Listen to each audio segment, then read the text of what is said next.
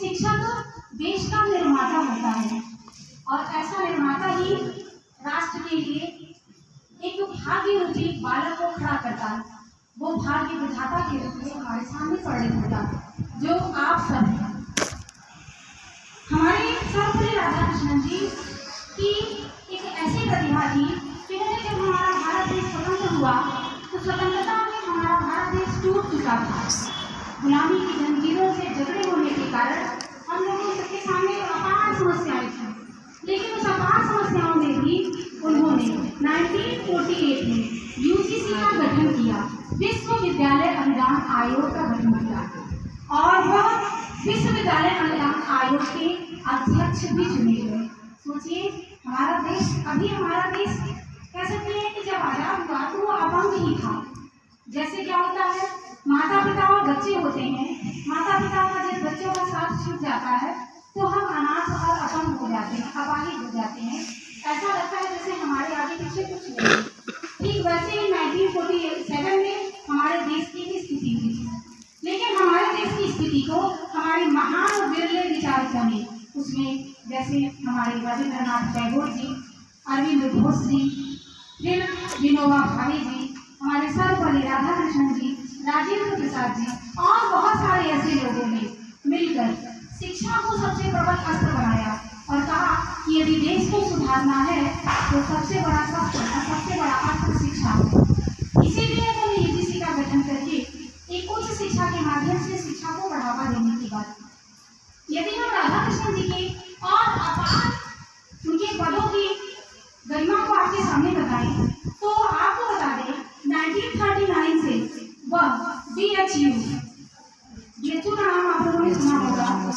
उन्होंने वहाँ पर भी उप कुलपति के पद को सुशोभित किया था, वाइस चांसलर के पद को सुशोभित किया था।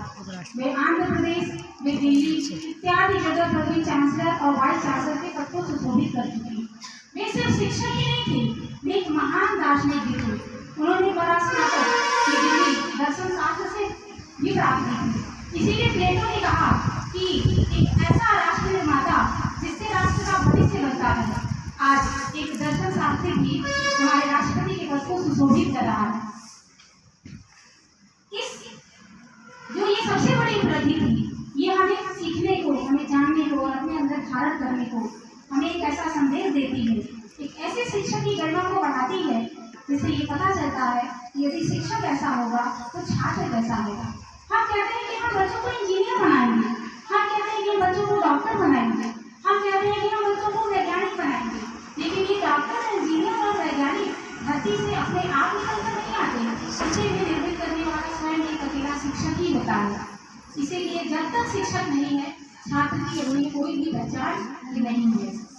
छात्र की पहचान शिक्षक के द्वारा होती है। शिक्षक उन्हें प्रेरणा देते हैं, प्रेरणा का आधार देते हैं और छात्र उसी लाइन पर चलकर अपना भविष्य निश्चित करता है।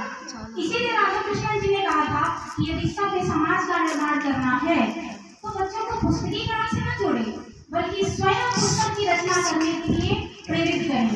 ऐसा बनाए कि वो खुद ही पुस्तक की रचना करें, पुस्तक को उन्हें रचने की आवश्यकता न पड़े। इसीलिए महर्षि हमारे अरविंद घोष जी ने कहा था कि ये छात्र जो है एक ऐसी खाद है, हम उन्हें जितना ज्ञान के रूप में, खाद के रूप में जड़ों में इसको डालते जाएंगे, वैसे वैसे उनकी शक्ति महाप्राण के रूप में परिणित होती जाएगी।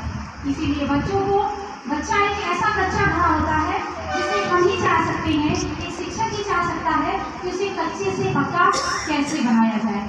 तो चूँकि समय का बहुत अभाव है और मेरे और भी बच्चे जानते हैं कि मैं बीएड में पढ़ाती हूँ, बैचलर ऑफ एजुकेशन, शिक्षा शास्त्र वो समान पूरे बहुत सारे विषयों को लेकर चलता है और इस थोड़े से समय के लिए मैं आपके सामने अपनी बातों को रख नहीं पाऊंगी।